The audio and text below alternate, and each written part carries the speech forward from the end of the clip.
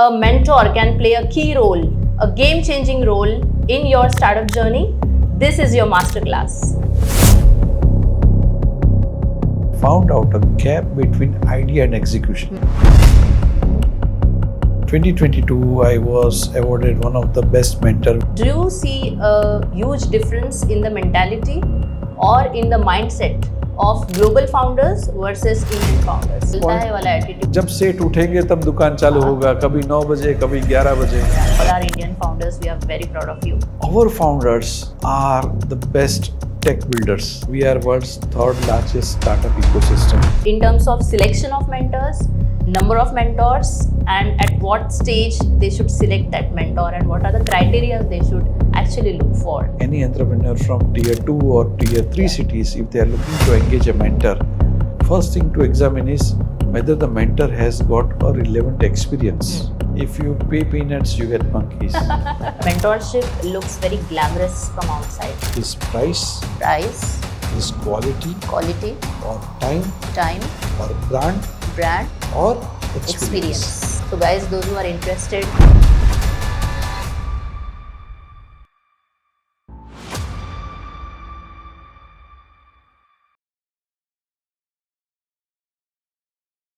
hello everyone, welcome to another exciting episode of the HealthSpect show.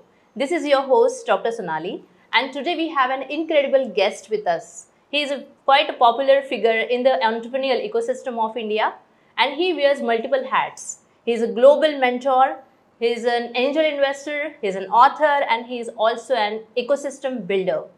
If you ever wondered how a mentor can play a key role, a game-changing role in your startup journey, this is your masterclass. So don't miss to watch the full episode, and before that, don't forget to like and subscribe our channel, and let's welcome our today's guest, Chintan Oza. Thank you so much. Welcome, Chintan. Thank you. How are you doing today? I'm doing good. I hope things are good with you. Yeah, things are good. It's good weather out there, and yeah, let's get going. All right. Thanks for inviting me for this podcast, and definitely your earlier episodes are making waves. So I'm equally waiting to contribute my bit to this podcast, and I wish the viewers will find it insightful. Yes, absolutely. They are going to enjoy this show. Our viewers would definitely like to know about you. You have spent more than 25 years. That experience is huge. So tell us something about it so that our audience get inspired through your journey. Sure, definitely. So I was born in a town called Bhavnagar in Gujarat, and my father was a scientist with the CSIR lab. Oh wow. So curiosity was something which was one of the quality which I was brought up with. I was surrounded by various magazines, science updates, and current affairs, etc. So something what I liked was being curious and do things with science. And that is how I began my career, and then became a fiber optic engineer from the very first batch of India. Very different branch. So that's a different branch altogether. Yeah. And I was, by God's blessings, I was at the right time, at the right situation, at the right moment. When the telecom revolution in India started, I graduated and I entered the industry. And that is how my first project was upgradation of satellite uplinking stations. So that was not something that everyone gets to do it. And I started my professional career with that, learned project management formally, and then started deploying large scale and emerging technology projects like free space optics. So I deployed free space optics in early 2000. And then afterwards, my journey towards deployment of emerging technologies started. We will deploy a small pilot and then try to scale it up further. So that is how it all started with. And eventually deployed CDMA, GSM, CDOT, Codec, 3G, EVDO, 4G, various data centers, smart cities.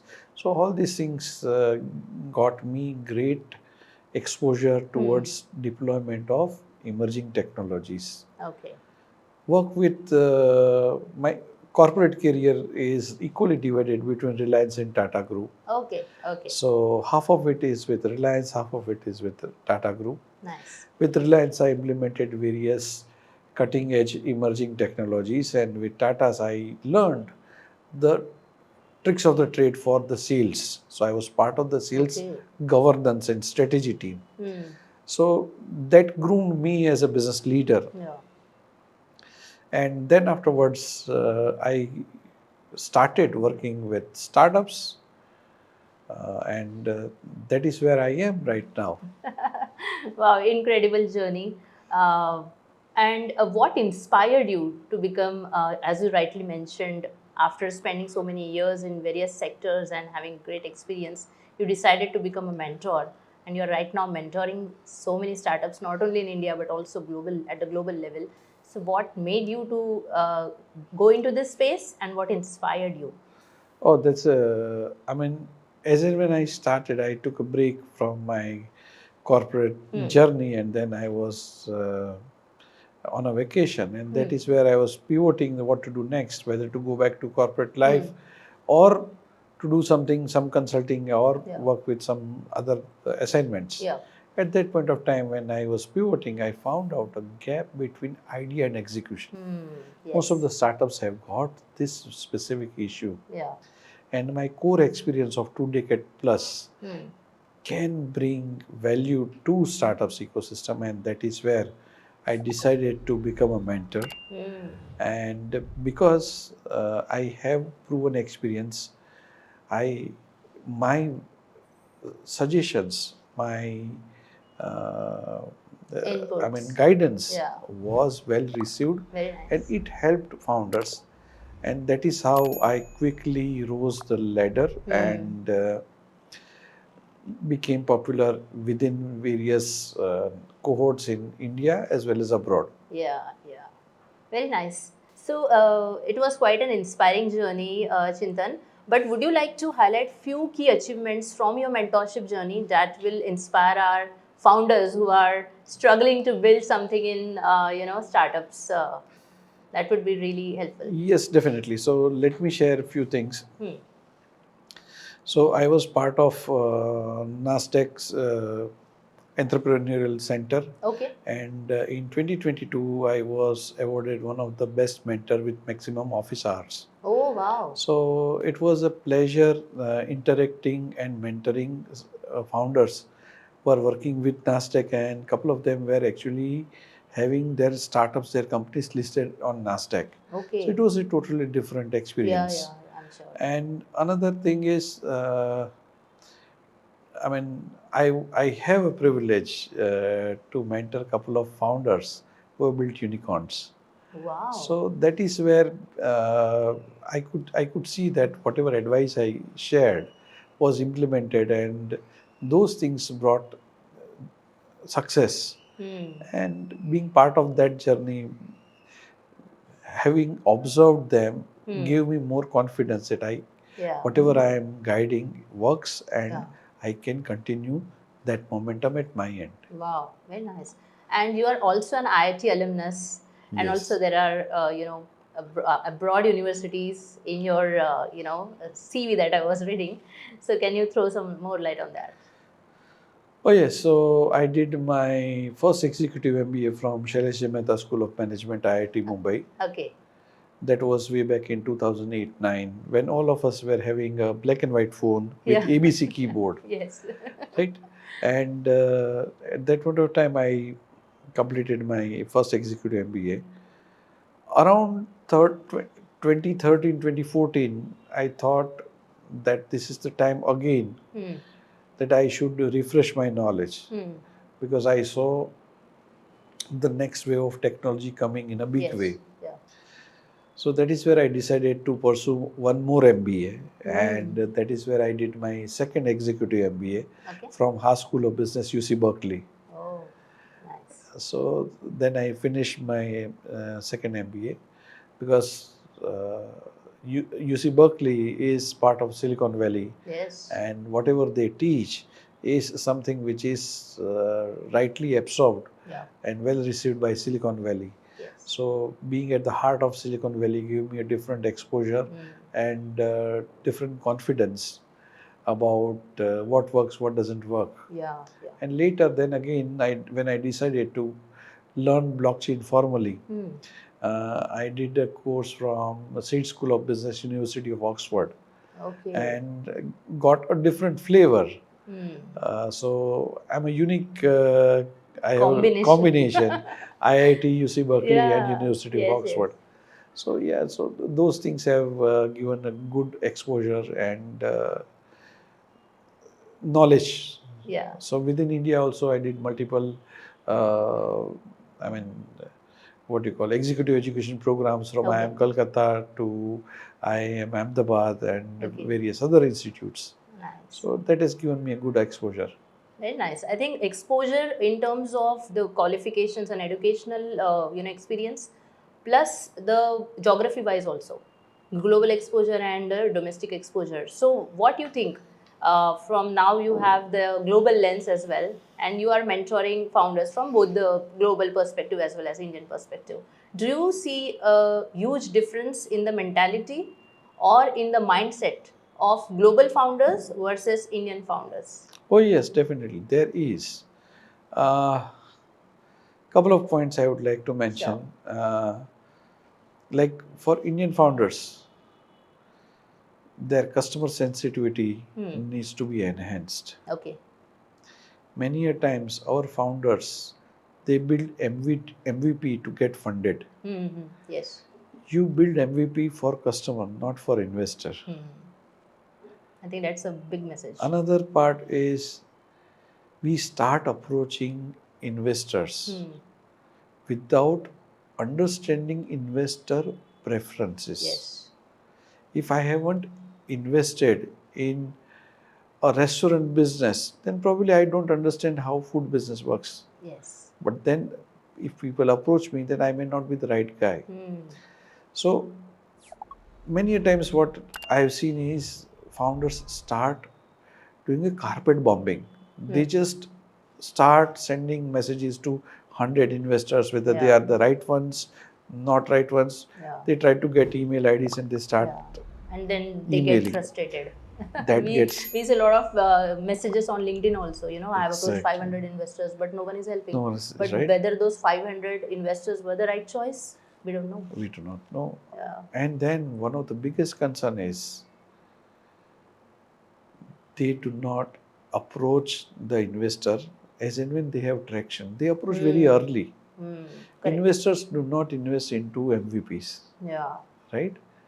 You need to have a compelling story that with my savings and with my friends and family, I could get 12,000 subscribers. Now from moving from 12,000 to 12 million, I need a better support. Correct. And need to go faster. Yes. I have a proven model. I have been growing my subscriber base month on month at this rate. Yep. I'm growing my network at this rate. But to maintain the momentum, I would need more money. Yes. That brings a right story to the table. That is something which is missing. Yeah. On the other side, what we can learn from founders abroad is discipline. Okay. And I think structures. They work in a very structured manner. Discipline. When I say discipline, the time discipline is there. Okay. If they start working at 9, it means they will always start working at 9. Our founders at times थोड़े भटक जाते हैं. हाँ. Yeah. Another चलता point, है वाला attitude चलता है वाला. इंडिया में. जब सेठ उठेंगे तब दुकान चालू होगा, कभी 9 बजे, कभी 11 बजे. Yeah. Yes. Right? So that specific discipline is missing most of the times. Another part is what we can learn from them is they maintain the momentum. Come what may, they would decide a target and they would chase. At times, specific, that discipline I have seen that it is missing from our founders. Okay. They do not decide their weekly targets. If you do not have your weekly targets, you cannot break it into daily to-do list. Correct. And then that is where most of the time you do not land as expected. You prepare that, okay, fine, I would launch my product by end of August, but then you land in December. That also creates frustration. Yes. So these are the kind of nuances. Yeah. But otherwise, And what is the positive that you see in Indians? our founders are the best tech builders, right? Oh. As India is world's IT capital, no one can code like us. So definitely the back end is always one of the best, strong one. The front end probably, yes. The Indianization works as and when it grows. As far as our founders are concerned, they have a sense of sustainability. Yes. Right? They are very cautious about waste, using the right supply chain, Correct. using a right packaging material. Yeah, because we have limited resources. We have limited resources. We have been ordering various artifacts from various e-commerce stores. Correct. Then these guys are really sensitive about the environment. Another part is pricing. So because of the scale of our startup ecosystem and the customer base, prices are very competitive. So price conscious. Price conscious public is there. So yes, we are learning and then definitely growing. Yes, I'm very proud about our founders, their achievements, and the momentum what they are bringing in. There is, over a period of time, I have also seen the maturity of the founders, the tech they are using with. Like, I mean, right at present, I'm working with someone who is using agentic AI. Earlier, I used to work with someone who was using blockchain. So with use of technology, so they are courageous. They're courageous. Bold, their risk appetite is also increasing. That helps them to achieve and go aim for a larger goal. Yes, I think that's brilliant point you have mentioned. And hats off to all our Indian founders. We are very proud of you. Yes. And keep building the stuff technology based. And as Chintan rightly mentioned, India is not behind any other country. It is in fact leading in IT and in every sector. We are world's third largest startup ecosystem. Was दादागिरी से काम करता है, right? Correct. Only two countries, China and US, are ahead of us. So now we need to also take pride in what we are building. We need to support our fellow startups by encouraging various other enterprises to make some procurement, certain percentage of procurement from local startups.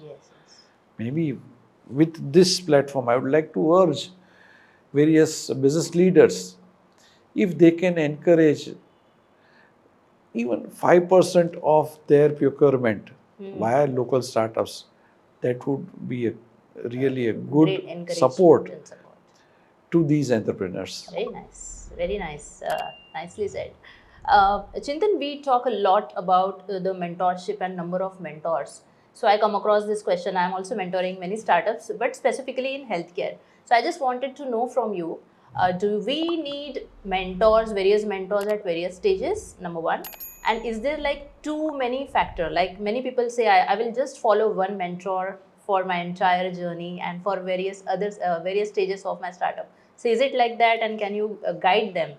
Like in terms of selection of mentors, number of mentors, and at what stage they should select that mentor, and what are the criteria they should actually look for that selection?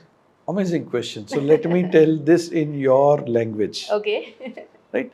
You always have one general practitioner by your side. Yes. And then engage various specialist doctors. Correct. Based on the need. Yes. Right? Yes. If you need something related to bones, you go to orthopedic surgeon and likewise. Yes. So one doctor cannot solve all the problems. Same thing.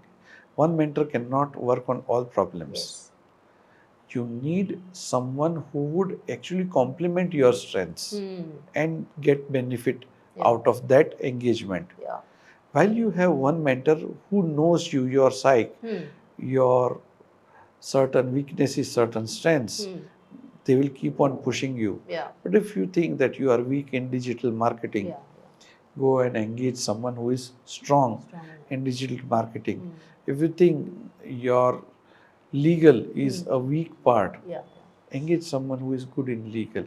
So depending on stage of the growth of the startup, you need various people. And at any given point of time, my recommendation is to engage around 3 to 5 mentors. 3 to 5. 3 to 5 mentors. Okay, very nice. I think this is a great message for all our founders. Select your mentors as per your need and as per the stage at which your journey is, and do not hesitate in reaching out to people. I think many of the founders, especially from what I have seen and experienced, coming from tier 2 or tier 3 cities and towns and villages, they find it very difficult to find the right mentor. So for them, can you give some guidance how they can find a mentor? And many a times people think that mentor has to be a top leader. So it need not to be a top leader all the time. Sometimes you can find a mentor in your brother also. Yes, yes, definitely. Or your friend also. People just, equate it with the qualifications and with the positions where that person is. So what are your thoughts on this? So there are a couple of things I would like to mention. Yeah. First one is, while any entrepreneur from tier 2 or tier 3 cities, if they are looking to engage a mentor, first thing to examine is whether the mentor has got a relevant experience. Yes. Because if you are coming from tier 2, tier 3, first thing you need to examine is whether that mentor has got some success in tier 2, tier 3. Correct. Another point is whether he understands your business model and your secret sauce. Right? If I do not understand how the clothing business works, and if any garment manufacturer or any t-shirt startup approaches me from tier 2 town, and then I say, chalo, let's go ahead, then probably that may not be the right thing on my part, but it's also founders' right to check, and I should be honestly answering that specific experience and exposure, right? So I recommend that first check the relevant overlapping with your need and their experience. Another part is decide on the engagement model. Define the problem, what exactly help is needed, define the contour, and then afterwards try to chalk out a plan. Maybe a month or 2 months or 3 months. There has to be some kind of engagement and some kind of review of the progress. Many a times founders say that, okay, fine, I am at seed stage, probably I cannot afford to pay anything. So if you take advice and if you don't pay anything, then that is not the right part. Correct. Generally in India, mentorship is considered as a free service. And many a times we have to help founders because we understand their backgrounds. Maybe they are not in a position right now to pay and to give the right honorarium, which is like the right of the mentor. But in India, what I have also observed, people consider mentorship as free and mentors to be available all the time. So that discipline, what you were talking about global founders, I think that point also should be considered here in Indian. Yes. So many times founders, they are really hardworking, and we feel that yes, they are struggling and they also need certain other help. Correct. So what we do is we also connect them with, introduce them to other mentors also. Yes. Probably in the same geography. Yeah. There was a founder who came to me from NASDAQ. Oh. And he was building a skateboard. Skateboard. Okay. and he was facing certain mechanical issues. Hmm. And I knew someone who is a great mechanical engineer Hmm. working in a company in Nashik. Hmm. So rather than connecting him to someone in Mumbai, Yeah. I actually Makes sense. introduced them So, locally, same and that geography. solved their problem. Very nice. So that is where, multiple times Yeah. that localization of the problem Yeah. and localization of the solution, Is important. that also matters Yes. a lot.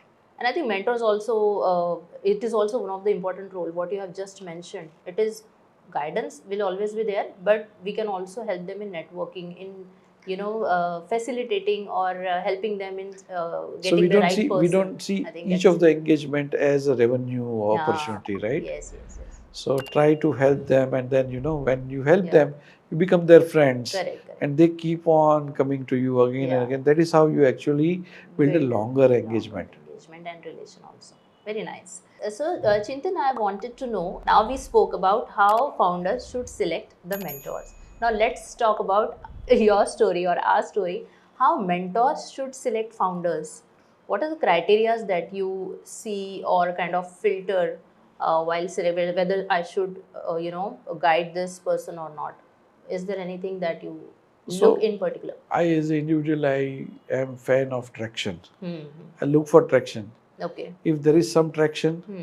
then definitely there is a merit in engaging with the founder. Okay.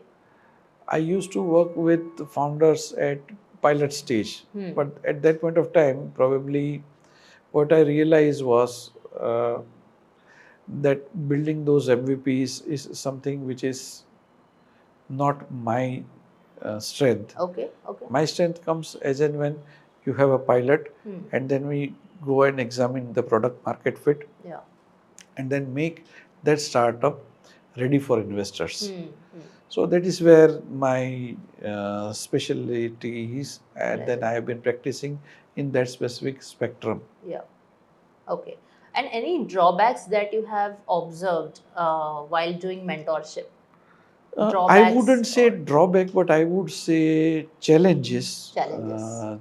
Challenges in terms of, yes, founders have a tendency to delegate it to the team, Okay.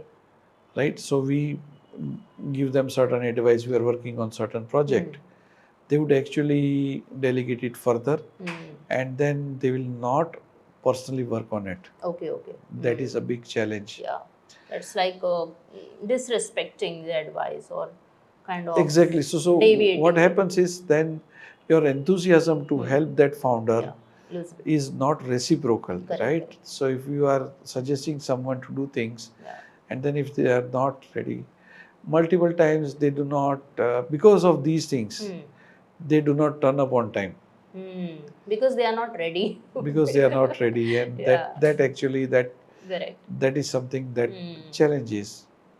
But nonetheless, uh, as and when we start working with founders, they're pretty serious, pretty hardworking, and they honestly share the challenges. And once they open up, the real engagement starts, Okay. Okay. right? Nice. Because in your parlance, right hand दुख रहा है, दवाई लेके left पाँव पे लगाने से कोई असर नहीं होगा. तो unless they share the genuine problem, you cannot actually guide them to solve further. Correct. I think for founders, it's a very big message that Chintan has just delivered here.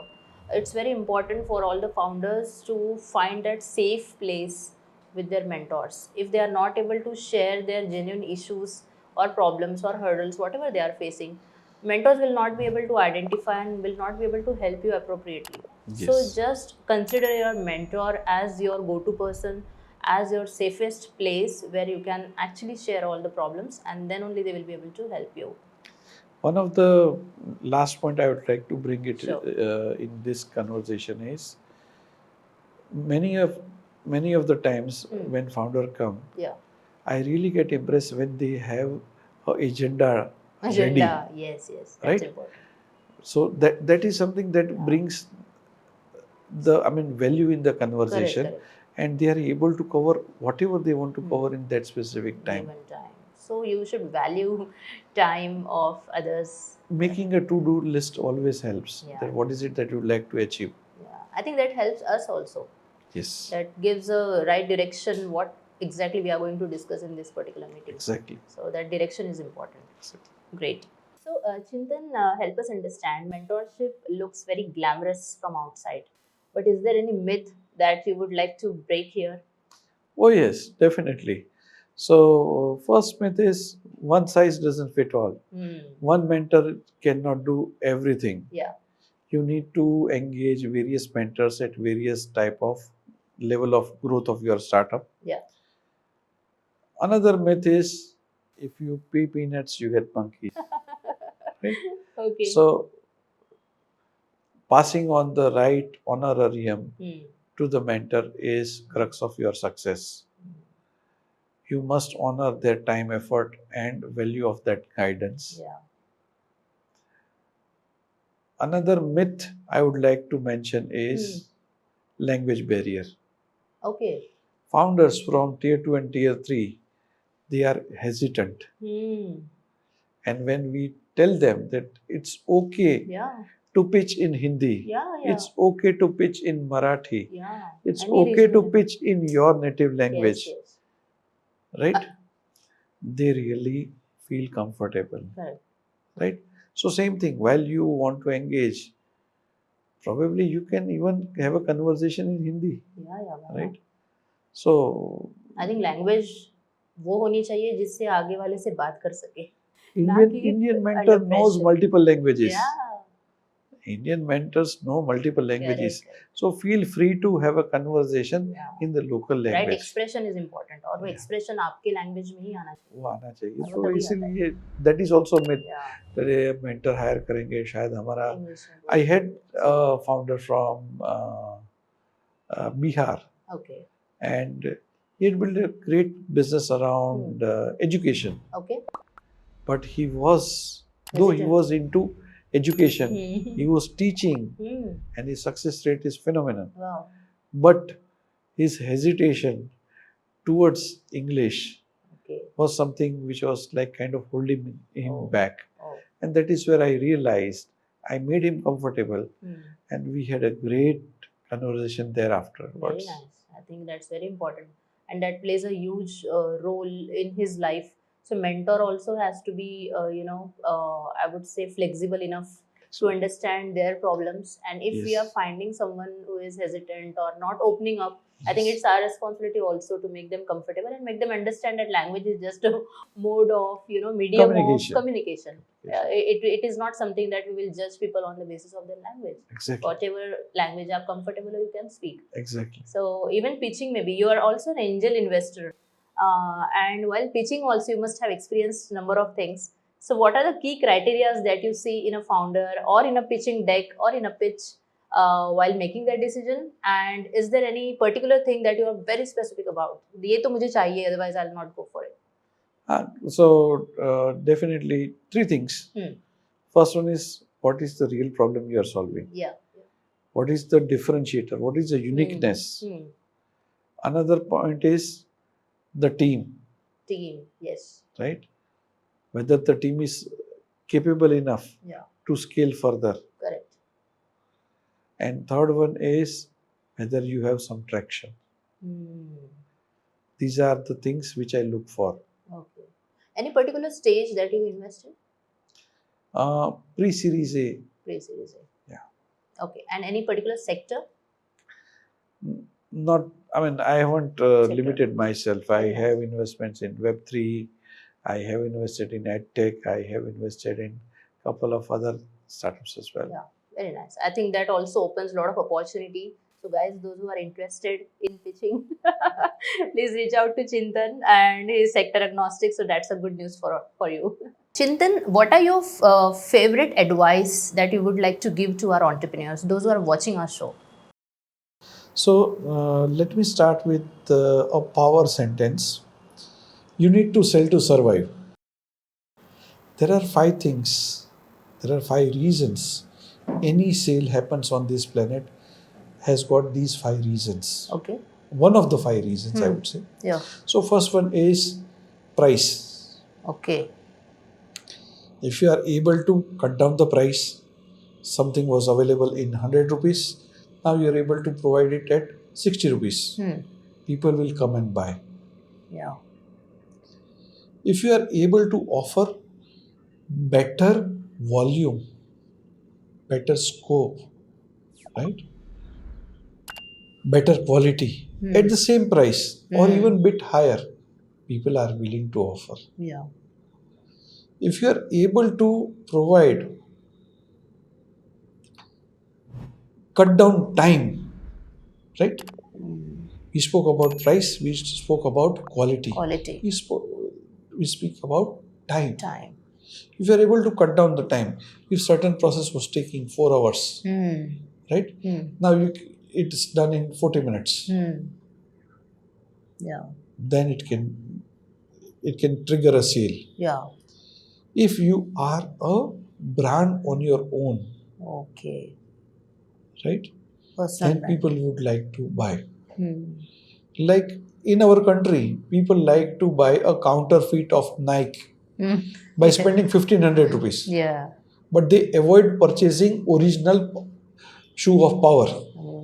But they prefer a counterfeit of Nike. Why? Yeah. Because they want to flaunt that tick mark. And whether you are a Disneyland or you are a Sulabh Shauchal, if you are providing a good experience, then that would trigger a sale. So 5 reasons, summing up once again, it is price, it is quality, or time, or brand, or experience. Wow, lovely. Right? So if you fall into these 5, any of these 5, then you are able to define your niche that would attract customers. Yeah. So consider any of these 5 reasons while you design your secret sauce and your pitch to attract your customers. What an insightful mantra that you have shared, and I'm sure our audience will get a lot of value through this. Thank you so much for sharing your secret sauce with us.